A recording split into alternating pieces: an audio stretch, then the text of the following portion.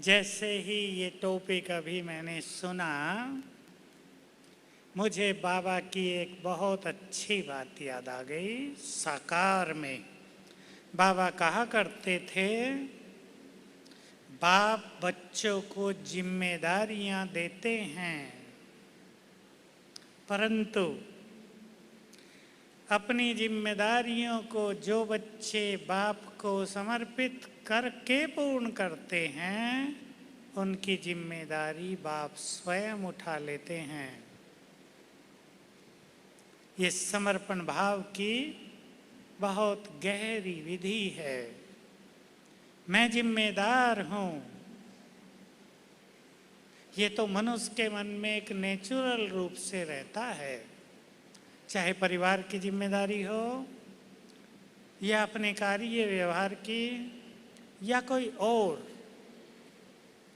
परंतु जिम्मेदारी बाबा को अर्पित करें और फिर जिम्मेदारी को पूर्ण करें तो हमें महसूस होगा कि बाबा हजार भुजाओं सहित हमारी जिम्मेदारियों को पूर्ण कराने में लग गया है। जैसे वो हमारी जिम्मेदारी नहीं रही, किसकी हो गई? बाबा की हो गई। तो मैं यहीं से शुरू करता हूँ। अपने जीवन में जोड़ दें सभी, अपने परिवार में बाबा को जोड़ दें। सूक्ष्म बात है, इसकी चर्चा मैं ज़्यादा नहीं करता। हमें ब्रह्मा बाबा के समान जीवन मुक्त स्थिति का अनुभव करना है। हम जानते हैं जीवन मुक्त हम कब होते हैं? कब होते हैं? सतयुग में, जब हम पूर्णतया निश्चिंत हैं, बेफिक्र बादशाह हैं, जब जीवन में संपूर्ण सुख और चैन है, आनंद और प्रेम है, जहाँ कोई बंधन नहीं है, ऐसा जीवन जीवन मुक्त जीवन कहलाता है। कि जीवन में तो हम हैं, पर जीवन के सभी कॉम्प्लिकेशन से परे। जितने भी जीवन की जटिलताएं होती हैं, जीवन के असंतोष होते हैं, जीवन में उतार चढ़ाव आते हैं, मन की स्थिति और खुशी ऊपर नीचे होती है, उन सब से मुक्त। सरल भाषा में, और ब्राह्मण बनने के बाद इस जीवन को संपूर्ण संतोष और खुशी के साथ जीना, उलझनों से परे रहकर जीवन जीना, ईश्वरीय प्राप्तियों का अनुभव करते हुए जीवन जीना, अपने को सर्व खजानों से भरपूर होते हुए आगे बढ़ाना, ये जीवन मुक्त स्थिति है। जो भगवान को पाकर भी अपने को बंधन में महसूस करते हैं, बंधन केवल मन का ही होता है, तन का बंधन तो एक्चुअली बंधन होता ही नहीं। बंधन के बीज, बंधन की गहरी जड़ें मन में ही होती हैं। तो जो आत्माएं बाबा को पाने के बाद भी चिंताओं से ग्रस्त हैं, ध्यान से सुन लेंगे। जो भगवान को पाकर भी संतुष्ट नहीं हुए हैं, भगवान को पाकर, उसके संपूर्ण ज्ञान को पाकर भी जिनके चित्त चैन नहीं पा रहे हैं, अंतिम ठिकाना मिलने के बाद भी जो तृष्णाओं के पीछे भटक रहे हैं, वो जीवन मुक्त नहीं हैं। भट्टी में आप सभी आए हैं, न केवल क्लास सुनना है, लेकिन आप सभी को, क्योंकि एक दिन आज बीता है, केवल रहे हुए दिनों में गहन चिंतन करना है, अपने से बातें करनी हैं। हम अपने इस जीवन को कैसे व्यतीत करें? अब तक जो बीत गया है, उससे कुछ लेसन्स लेकर, जो गलती हुई हैं उनको अपने टीचर समझकर, जो अलबेलापन आया है उसको पुनः उमंग उत्साह में बदलकर, जो कमजोरियां रही हैं उनको अपनी शक्ति बनाकर आगे बढ़ना है। सभी गहन चिंतन करेंगे। अगले 5 साल, मैं 5 साल की बात कर रहा हूँ, विनाश की नहीं सोच लेना कोई, अगले 5 साल हम ऐसे ऐसे बिताएंगे। इस भट्टी में आकर आप सभी अपने अगले 5 साल की सुंदर प्लानिंग करें। एक एक दिन हमारा जीवन मुक्त स्थिति में बीते, एक एक दिन हमें आनंद देकर जाए, एक एक दिन हमें भरपूर करके जाए। इसके लिए हमारे पास क्या प्लानिंग है, प्लानिंग करें और ये विचार करें कि जो पुरुषार्थ अब तक हम करते आ रहे हैं उससे और अच्छा हम क्या कर सकते हैं। हर व्यक्ति अच्छे से अच्छा कर सकता है और सभी को ये चिंतन करना है कि संगम युग पर जो कुछ मैं कर सकती हूँ वो मुझे कर लेना चाहिए। सभी भाई चिंतन करें, जो कुछ हमारे लिए बेस्ट पॉसिबल है वो हमें अवश्य कर लेना चाहिए, ताकि जब हम इस संसार से वापस जाएं तो हमारे मन में ये अरमान न रह जाएं कि हम कर तो सकते थे परंतु हमने किया नहीं। ठीक है, सभी चिंतन करेंगे। अपने इस जीवन को संपूर्ण रूप से आत्मसंतोष से भरना है। जो जन्म जन्म हम सब ने कामना की थी, जो भगवान से मांगा था, उससे कहीं ज़्यादा वो हमें देने आ गया है। लेना हमें है। जैसे बाबा एक उदाहरण दिया करते थे, खान पर किसी को भेज दिया जाता है, हीरो की खान, और कह दिया जाता है जितना चाहे ले लो। देखो कितने तरह के लोग होंगे। कुछ लोग सोचेंगे 2 मुट्ठी हीरे भर लेते हैं, जीवन आराम से चलेगा। दूसरे कुछ सोचेंगे एक थैली भर लेते, अपनी बड़ी सी बैग लेकर गए हैं, बड़े मज़े से जीवन को चलाएंगे। कुछ लोग ट्रक ले जाएंगे, 1-2 ट्रक भर लेते हैं, और जो बहुत बुद्धिमान होंगे वो क्या कहेंगे, सारी खान ही हमारी है। ठीक बोल रहे आप। मालिक बाबा तो हमें सब कुछ देने आया है। हम कितना लेना चाहते हैं, हमने अपनी बुद्धि की सफाई कितनी की है जिसमें सारे खजाने भर जाएं, वो हर एक के अपने ऊपर है। तो चलें हम जीवन मुक्त स्थिति की ओर। बहुत प्रैक्टिकल हम इस चर्चा को रूप देना चाहते हैं, ताकि आप यहाँ से आज कुछ अपने जीवन की धारा को बदल कर ही उठेंगे। पसंद है? बदलना चाहेंगे सभी?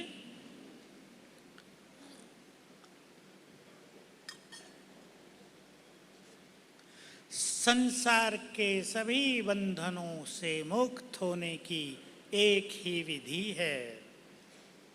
कुछ भी नई बात नहीं है, लेकिन हमें इस राज को समझ लेना चाहिए। जो आत्माएं देह भान से न्यारे हो गए, उनके सभी बंधन स्वतः ही समाप्त हो जाते हैं। बात नई नहीं है, सिंपल है, कुछ भी गुह्य नहीं है। हम सब इस ज्ञान को भली भांति जानते हैं। जो आत्माएं देह से न्यारे हो गए वो प्रकृति के मालिक बन जाते हैं और प्रकृति उनकी संपूर्ण सुरक्षा करती है। जैसे अभी आपने सुना होगा, उत्तराखंड की इस त्रासदी में ऊपर से एक बहुत बड़ा पत्थर गिरता हुआ आया और वो मंदिर के ऐसी साइड में रुक गया कि पानी की जो धारा मंदिर को नष्ट करने जा रही थी वो साइड से होकर बहने लगी। लोग इसे चमत्कार समझते हैं, पर स्पिरिचुअल साइंस क्या कहती है? ये वाइब्रेशंस के प्रभाव हैं।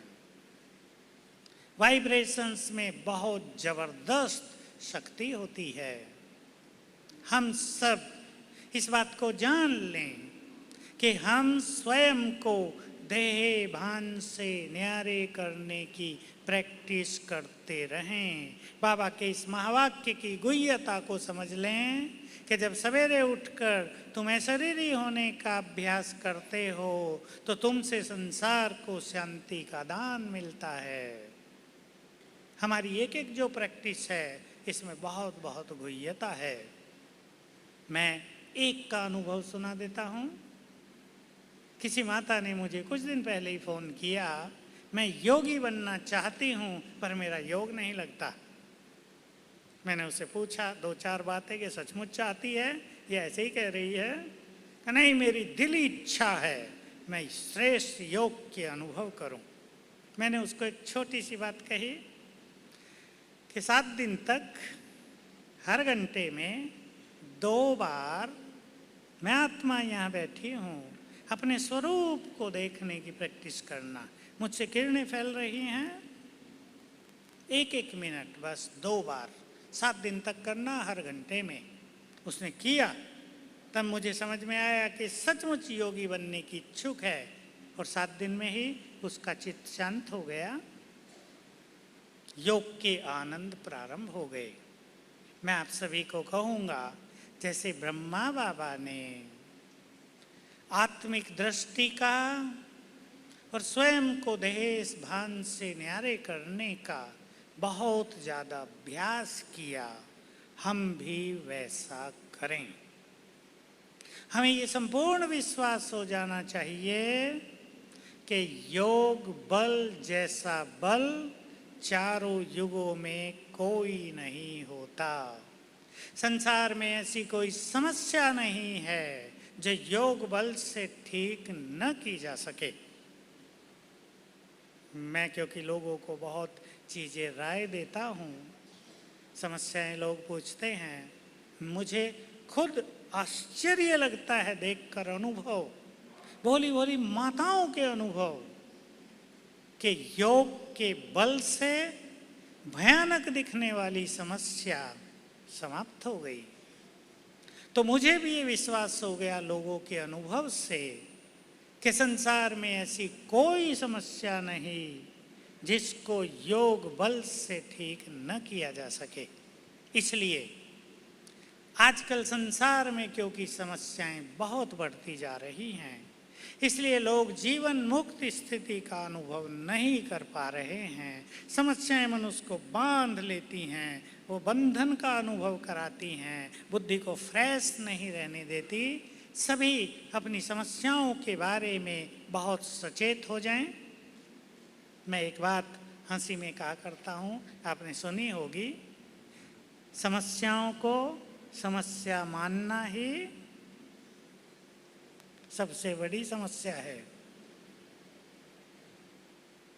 या नहीं? कुछ लोग समस्याओं को खेल मानते हैं। Life is struggle, struggle is life. जीवन में संघर्ष तो होंगे ही, जीवन है तो बाधाएं हैं, कलयुग का अंत है तो समस्याएं हैं। लेकिन जो समस्याओं से घबराते नहीं, जो समस्याओं में अपनी स्थिति को नहीं बिगाड़ते, समस्याएं उन्हें बहुत पावरफुल बना देती हैं। तो समस्याओं को समस्या न मानकर अपने को शक्तिशाली बनाने का साधन समझ लें। आज तक भी संसार के इतिहास पर अगर ध्यान दें, जिन महापुरुषों के जीवन में समस्याएं बहुत आई, वो उतने ही महान बन गए, उतने ही शक्तिशाली बन गए। तो हम भी समस्याओं के प्रति अपने दृष्टिकोण को बदल दें। समस्याओं में इतने विचलित न हो जाएं कि बाबा को ही भूल जाएं। मुझे बाबा का ये महावाक्य याद आया। बाबा कहते हैं, कई बच्चे परिस्थितियों में इतने घबरा जाते हैं कि ये भी भूल जाते हैं कि हमारा साथी स्वयं भगवान है। इतना विचलित अपने को नहीं कर देना है। दूसरी भी एक बात बहुत विचारणीय है। सभी भाई बहनें जो बुद्धिमान आत्माएं यहाँ बैठी हैं, इस बात को ध्यान से सुने और विचार करना। समस्याएं उतनी बड़ी नहीं होती जितनी बड़ी वो हमें प्रतीत होती हैं। अगर हम ज्ञान युक्त होकर, विवेक युक्त होकर, थोड़े शक्तिशाली बनकर समस्याओं पर नजर डालें तो हमें दिखाई देगा वो उतनी बड़ी नहीं है, वो उतनी पावरफुल नहीं है जितना हम उन्हें समझ रहे हैं। वो कमजोर हैं, वो कुछ भी नहीं हैं। इसका आप जरा प्रयोग करके देखना। मैं एक छोटा सा प्रयोग आपको सुना रहा हूँ। आपके जीवन में कोई भी समस्या है, सवेरे उठकर केवल 7 बार याद करना, मैं मास्टर सर्वशक्तिवान हूँ, बाबा का हाथ मेरे सिर पर है, मैं इस समस्या से अधिक पावरफुल हूँ। 7 बार कर लेना तीनों संकल्प। मैं मास्टर सर्वशक्तिवान हूँ, सर्वशक्तिवान बाबा का हाथ मेरे सिर पर है और इस समस्या से मैं अधिक पावरफुल हूँ। आपको अनुभव होगा कुछ ही दिन में, ज़्यादा दिन नहीं लगेंगे, समस्या स्वतः ही नष्ट हो जाएगी, क्योंकि हमारे शक्तिशाली वाइब्रेशंस में समस्याओं को नष्ट करने की शक्ति है। लेकिन जब मनुष्य अपने मन को उलझा देता है तो समस्याएं उस पर हावी हो जाती हैं, समस्याएं बढ़ती नहीं हैं, हम कमज़ोर बन जाते हैं और हमें समस्याएं अधिक पावरफुल दिखाई देती हैं। तो हमें जीवन मुक्त होना है। बाबा की जीवन कहानी पे ध्यान दें। अगर आप ब्रह्मा बाबा को सत्य रूप में जाने तो पता चलेगा बाबा को जितनी समस्याओं से गुजरना पड़ा उतना हम सबको मिलके भी नहीं गुजरना पड़ता। आप विचार करो, जिसके 380 बच्चे भूखे बैठे हों और घर में एक पैसा ना हो, उसकी मनोस्थिति कैसी होगी। और एक दिन नहीं, सालों चल गई ये बात। उन्हें अपने को भी संभालना है तो इस बड़े संगठन को भी संभालना है। अगर बाबा एक बार बोल देता है पता नहीं क्या होगा, तो सारे भाग जाएंगे। लेकिन बाबा को कभी किसी ने विचलित होते नहीं देखा। एक ही आधार था उसका, कौन साथ है, किसने यज्ञ रचा है, कौन जिम्मेदार है। स्पष्ट आभास था बाबा परीक्षाएं ले रहा है, मजबूत कर रहा है आत्माओं को, क्योंकि उसके बाद सबको सेवाओं पर भेजना था। तो सेवाओं पर अग्नि परीक्षा के बाद ही जाना चाहिए। हम कितने मजबूत हैं और मजबूत होकर अपनी मजबूती की परख करने के बाद ही सेवाओं पर जाना चाहिए, क्योंकि एक नया ज्ञान लेकर, एक नया संदेश लेकर यहाँ से ये घोड़े दौड़ने वाले थे। उनको बहुत स्ट्रांग होना ही चाहिए था ताकि वो आने वाली हर परिस्थिति का साहसपूर्वक सामना कर सकें। बाबा इसलिए निश्चिंत, अचल, अडोल था। शुरू से ही आप सोचो, बाबा बड़ा तो अकेला ही था ना, अधिकतर छोटे बच्चे थे, 10-20 यंग लोग थे साथ में, लेकिन सब कुछ संभालने वाला, गाइड करने वाला शिव बाबा के बाद वो अकेले ही थे। लेकिन थे बेफिक्र बादशाह। बाबा की चाल में भी बादशाह दिखाई देती थी, उनकी दृष्टि में, उनके देखने में, उनके लुक में, उनके एक्सप्रेशंस में संपूर्ण रॉयल्टी झलकती थी। बेफिक्र बादशाह। क्यों? वही जो बाबा ने सुनाया, फिकर सारे बाबा को देकर फखुर ले लो। सभी ग्रस्त में रहने वालों को ये काम करना है। फिक्रों की दुनिया बढ़ती जा रही है और आने वाला समय चिंताएं लेकर आ रहा है। बाबा के जो महावाक्य सुनते आते थे, उनको प्रत्यक्ष में देखने का समय पहुंच गया है। पहुंचेगा नहीं?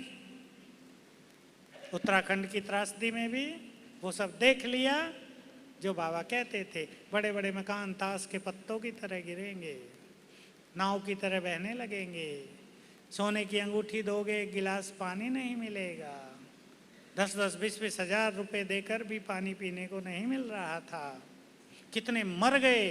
और बाबा कहते थे, देखिए बात तो बुरी है, लेकिन हम सब की जानकारी के लिए हमें ये पता होना चाहिए।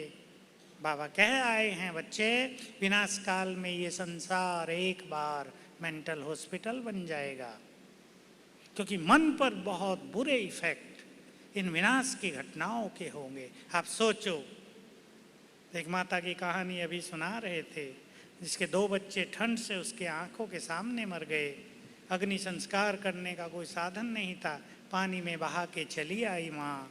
क्या हाल होगा उस माँ का? क्या उसे नींद आती होगी? क्या मानसिक रूप से वो विक्षिप्त नहीं हो गई होगी? ये एक माँ की कहानी नहीं, लाखों पहुंच गई हैं कहानियां। तो हम सभी को मन पर, ब्रेन पर किसी भी चीज का इफेक्ट ना आए, इसके बारे में पुरुषार्थ रखना है। बातों को इतना हल्का करना है, जो कुछ होने जा रहा है, क्योंकि वो होगा, उसे संसार की कोई शक्ति रोक नहीं सकेगी। वही ड्रामा का प्लान है। सचमुच हमें लगे हमारा जीवन देवताओं से भी सुंदर है। जो आनंद देवताओं को नहीं वो हमें है, ऐसा सबको नहीं लगता है। हम जानते हैं, कोई जीवन की समस्याओं में उलझकर सोचते हैं जल्दी छुट्टी हो तो स्वर्ग में चलें।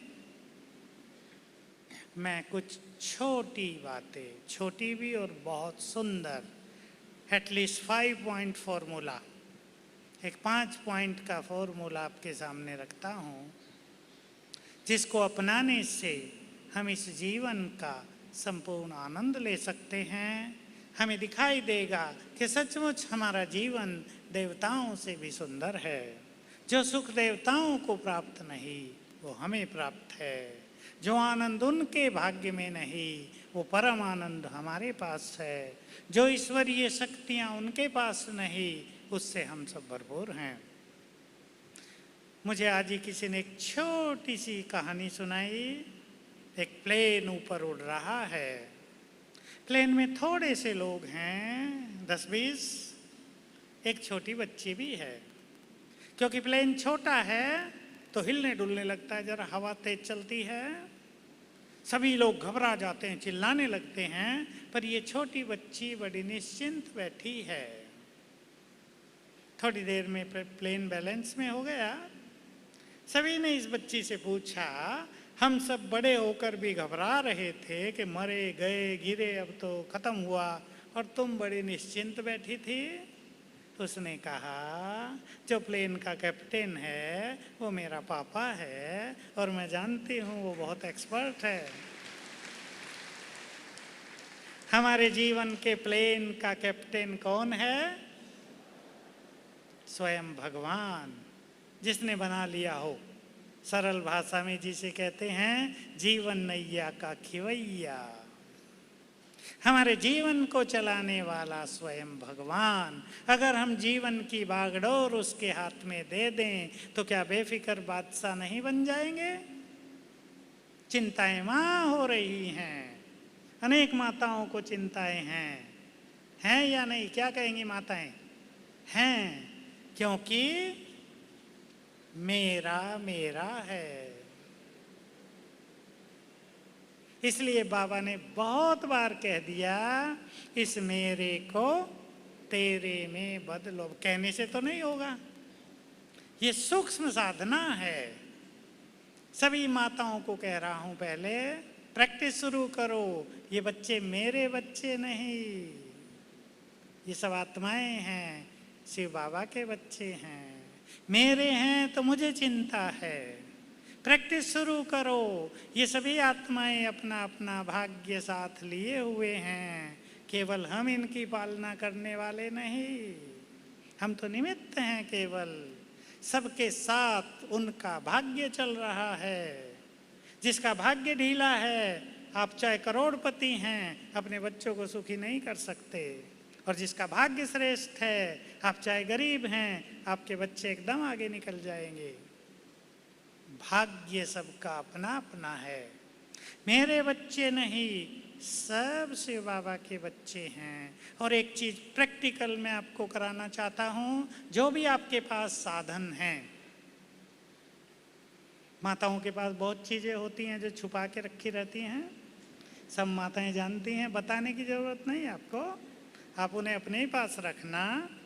लेकिन यहीं से उन्हें देख लो जरा एक बार, जो सबसे कीमती चीज अटैची में भी, अटैची के अंदर भी पैक करके रखी है ना, उसे देखो यहाँ से और संकल्प करो, ये मेरी नहीं है।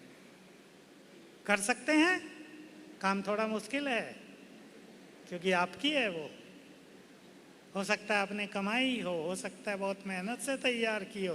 भाइयों को भी कह रहा हूँ, माताओं को तो मैंने हंसी में कहा, पसंद है? मेरा नहीं है। प्रैक्टिस शुरू करो, ये भी चीज मेरी नहीं, ये भी मेरी नहीं, इन सब को छोड़ के चलना है। जो आपकी अति प्रिय चीज है, चाहे वस्तु है या व्यक्ति है, उसे छोड़ के चलना है। चलना है या नहीं? या साथ जाएगी? कितनी भी कीमती चीज हो यहीं छूट जाएगी, लेकिन उससे करोड़ों गुना ज्यादा माल हमें मिलने वाला है। उस पे जरा नजर रखें।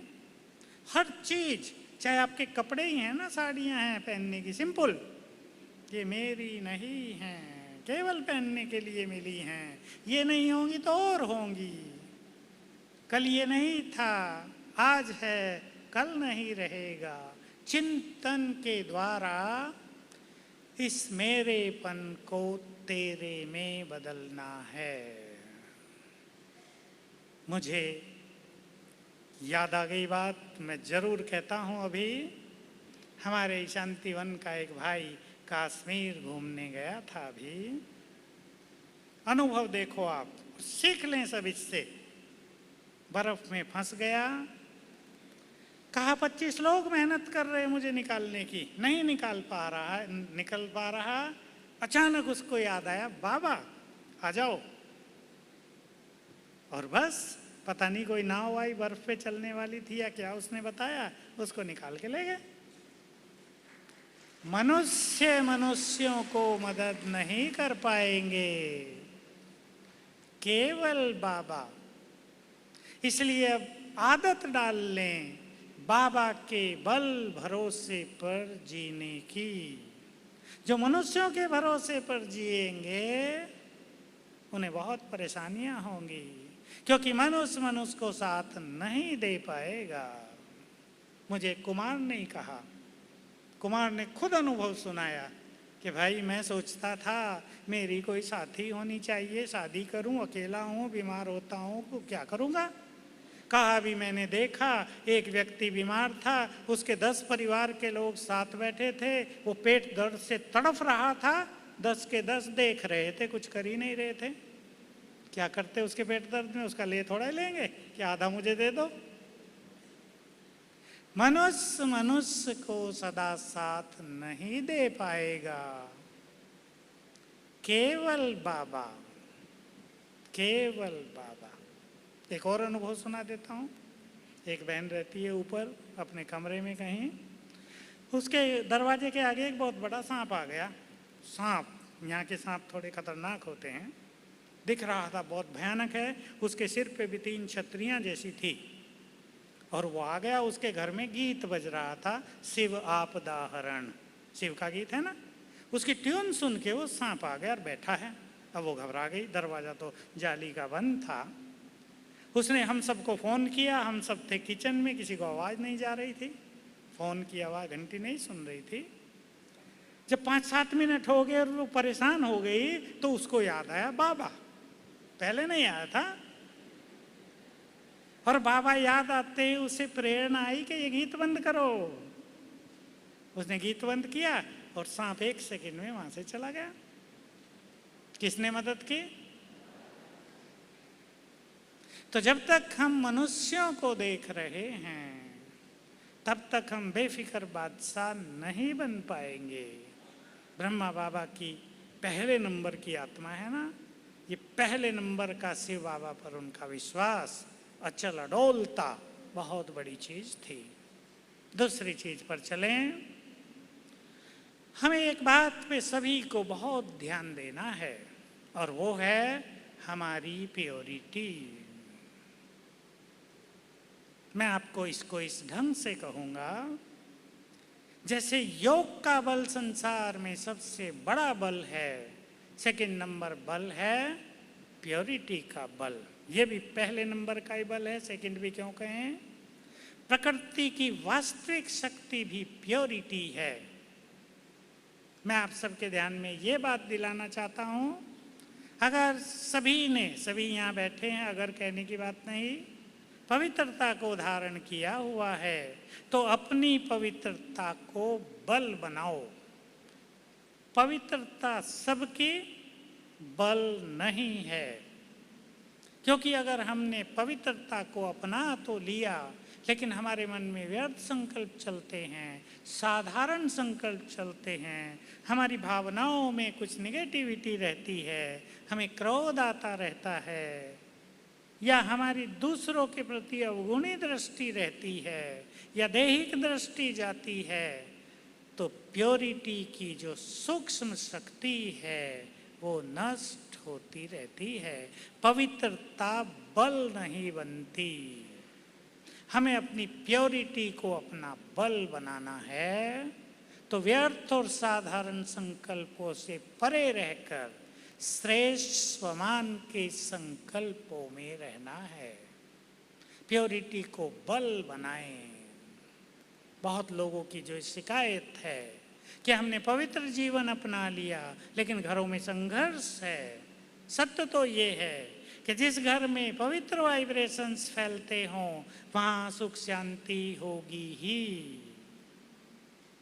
अगर पवित्रता के बाद परिवारों में सुख शांति का साम्राज्य स्थापित नहीं हुआ तो चाहे क्रोध है, चाहे अभिमान है, चाहे मन में निगेटिविटी है, चाहे परेशान रहने की और करने की आदत है।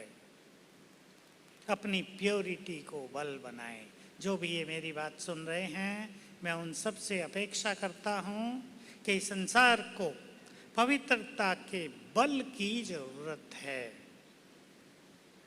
सभी बाबा के बच्चे इस बल को बढ़ाएंगे बस, और चिंतन करेंगे। एक बार जब इस मार्ग पर हम चल पड़े हैं तो इसमें परफेक्शन लानी है।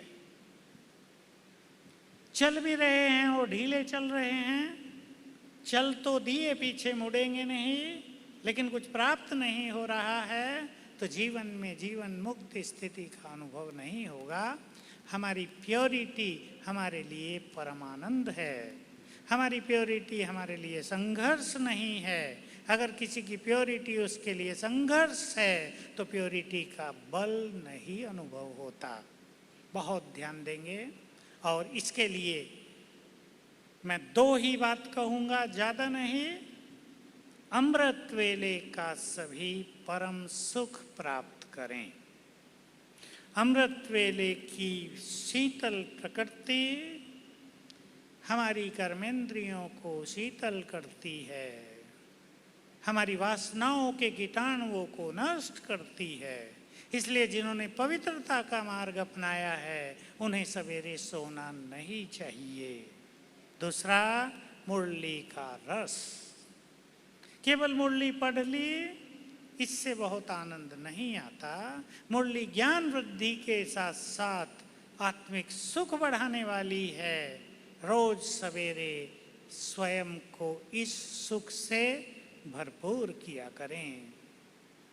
तीसरी बात, बाबा की तरह ईश्वरीय नशा। बाबा को अगर मनुष्य रियल रूप में जाने, ब्रह्मा बाबा को, तो पता चलेगा पहले दिन से पूरे 33 साल 34 साल बाबा ने ईश्वरीय नशे में गुजारे हैं। इतना नशा था कि बाबा को पता ही नहीं था वो कहाँ रहते हैं, इस दुनिया में रहते हैं या कहाँ। मुझे तो बाबा का एक ही सीन बहुत बार याद आता है और आकर्षित करता है। 68 की बात है, जून की। बाबा अपनी झोंपड़ी में बैठे थे मधुवन में, पांडवन में। वो जो बगीचा था जो अब है उससे डबल था और अंगूरों की बेलों से ढका हुआ था और अंगूरों का समय था। जून, यही दिन, थोड़ा सा इससे 15-20 दिन पहले, ऐसा लगता था जैसे बाबा की झोंपड़ी से, यानी बाबा से चारों ओर सारे संसार में डीप साइलेंस के वाइब्रेशंस फैल रहे हैं। सन्नाटा छाया हुआ दिखाई देता था वहाँ। तो मुझे इच्छा होती थी वहाँ आसपास घूमता ही रहूं, पर डर लगता था कोई कुछ कह न दे, बाबा आगे अंदर बैठे हैं। बिल्कुल ऐसा आकर्षण कि वहीं घूमते रहें चारों ओर। बाबा की गहन तपस्या, बाबा का स्वमान, बाबा का नशा, इसको हमें फॉलो करना है। नेक्स्ट बात पर चलें। हमें इस जीवन को जीवन मुक्त बनाना है। मुक्त तो अपने को बहुत बातों से मुक्त करना है। सभी अपने अपने जीवन पर एक नज़र डालें, किन किन बातों से हमें स्वयं को मुक्त करने की जरूरत है। ये सबको खुद देखना है। किसी एक व्यक्ति के कारण हम दुखी हैं जीवन में, ऐसा तो नहीं। कोई एक व्यक्ति हमें अपने भविष्य भाग्य के निर्माण से रोक रहा हो, तो वो एक व्यक्ति कितना पावरफुल हो गया, जो हमें जन्म जन्म का भाग्य नहीं बनाने दे रहा है। कुछ चीज़ों को छोड़ेंगे, उनके लिए शुभ भावनाएं रखेंगे, उनके लिए नो रिएक्शन, ऐसा करेंगे। मैं एक परिवार की बात सुनाऊं, मुझे अभी सुनाया कि भाई उनके घर में एक छोटी बहू आई है, बहुत तेज तराक है, सारा दिन उसको लड़ाई करनी है। तो कहा भाई साहब ने, हम सब परिवार वालों ने एकता कर ली कि इसको किसी बात का जवाब नहीं देना है। और सब चुप रहने लगे उसकी बात सुन के। तो वो और परेशान हो गई, सब मेरे से बोलते ही नहीं, एक ही आत्मा सभी के लिए परीक्षा बनकर आ गई। लेकिन इनके अच्छे स्वभाव ने सभी को उसके प्रभाव से मुक्त कर दिया। हर एक घर में कोई ना कोई एक व्यक्ति तो सबकी परीक्षा लेने वाला होता ही है, या नहीं? हर एक के पास, हर एक के पीछे कोई एक तो लगा ही होगा। लगा होगा या नहीं? कोई मुक्त तो है नहीं। ठीक बात है या नहीं? किसी के पीछे 2-4 भी लगे होंगे। लेकिन अगर हमारे पीछे बाबा लग जाए, हम बाबा के पीछे लग जाएं, तो जो हमारे पीछे लगे हुए हैं वो हमें छोड़ देंगे। इसलिए थोड़ी सी समझदारी पूर्वक हमें बाबा के पीछे लग जाना है, बाबा को अपनी छत्र छाया बना लेना है और कुछ जीवन की समस्याओं को बाबा को अर्पित कर देना है। बहुत सुंदर अनुभव आप करके देखें जीवन में। जीवन की अनेक समस्याओं को एक एक से शुरू करें। कोई एक समस्या जो भयानक रूप से आपके सम्मुख मुंह खोले खड़ी है, उसको बाबा को अर्पित करो विश्वास के साथ। उसके बाद अच्छी साधना करें, देखिए वो समस्या कैसे नष्ट होती है।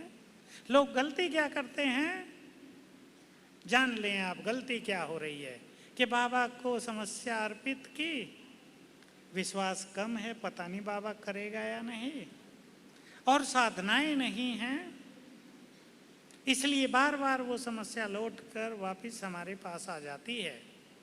समर्पण भाव, बाबा में संपूर्ण विश्वास और साधना हमें समस्याओं से मुक्त करेगा। मैं आपको एक और सुंदर चीज़ कहना चाहूँगा। आप सभी के घरों में आप अपने बच्चों को देखते होंगे, जो होशियार बच्चे हैं, किसी ने बीटेक कर लिया, एमटेक किया, कोई अच्छी एजुकेशन, हायर एजुकेशन प्राप्त कर ली। आपके बच्चे अच्छी नौकरी पाने के लिए कोचिंग क्लास ये वो कितनी मेहनत करते हैं या नहीं? सबको पता है। 1-1 साल, 2-2 साल आईएएस की तैयारी कर रहे हैं, तो कितनी रात दिन सब कुछ छोड़कर लगे हुए हैं। अच्छी नौकरी मिल जाए, 50,000 रुपये मिलने लगे, 1 लाख रुपए मिलने लगे, इतना पैकेज मिल जाए साल का। सोचो हम सबको क्या मिलने जा रहा है। नौकरी तो शब्द नहीं है। ऐसा सुंदर जीवन 2500 साल तक प्राप्त होंगे जिसमें कुछ भी कमाना नहीं पड़ेगा। उसके लिए हम क्या कर रहे हैं। और जो तीसरा युग आएगा द्वापर युग, उसमें कमाने के लिए मेहनत नहीं करनी पड़ेगी। 3 युग आनंद पूर्वक बीतेंगे, भंडारे भरपूर रहेंगे, हम निश्चिंत जीवन जिएंगे, परिवारों का बोझ ही नहीं होगा। ऐसी श्रेष्ठ प्राप्तियों के लिए हम क्या कर रहे हैं, सब चिंतन करेंगे भट्टी में। वर्तमान की छोटी सी प्राप्तियों के लिए तो मनुष्य रात दिन एक करता है। एक भाई मुझे फ़ोन किया, भाई मेरे से सवेरे नहीं उठा जाता। मैंने पूछा कितने बजे उठते हो? 8 बजे। मैंने कहा वाह, तुम तो बहादुर हो। मैंने पूछा कितने बजे सोते हो? 12-1 बजे। मैंने पूछा क्यों? कहा बिजनेस ही ऐसा है। 11 बजे घर आते हैं, फिर खाते पीते हैं, थोड़ी बातचीत करते हैं, टीवी देखते हैं, फिर सोते हैं। एनालिसिस करो इस घटना का। वही बात मैंने उसे कही कि कहीं इतनी लगन तुम्हें भगवान से सर्व खजाने पाने की लग जाती तो जीवन महक उठता। एक छोटे से बिजनेस के लिए, चलो करोड़ कमाने के लिए दिनचर्या बिगाड़ी हुई है, परमात्म सुख से वंचित हो रहे हैं, आत्मग्लानि भी हो रही है कि हम उठते नहीं, बाबा क्या कहेगा। लेकिन उठना तो खुद पड़ेगा ना। 12 बजे सो के तो कोई 4 बजे नहीं उठेगा। सोचें सभी, मैं आप सभी को चिंतन दे रहा हूं, ऐसी महान प्राप्ति के लिए हम क्या कर रहे हैं। और माताओं को मैं कहूँगा फिर से, सब देख लें, हमने कहीं छोटी मोटी उलझनों में तो अपने को उलझा कर नहीं रख दिया है। जिन उलझनों को हम सहज तोड़ सकते हैं, जिन जंजीरों को हम सहज काट सकते हैं, उन्हें हमें काट ही देना चाहिए। पसंद है माताओं को? कई माताएं छोटी मोटी बातों में, बिना मतलब की बातों में उलझी हुई रहती हैं। एक माता ने मुझे फ़ोन किया, मैं बड़ा हंसता रहा उसकी बात सुन के।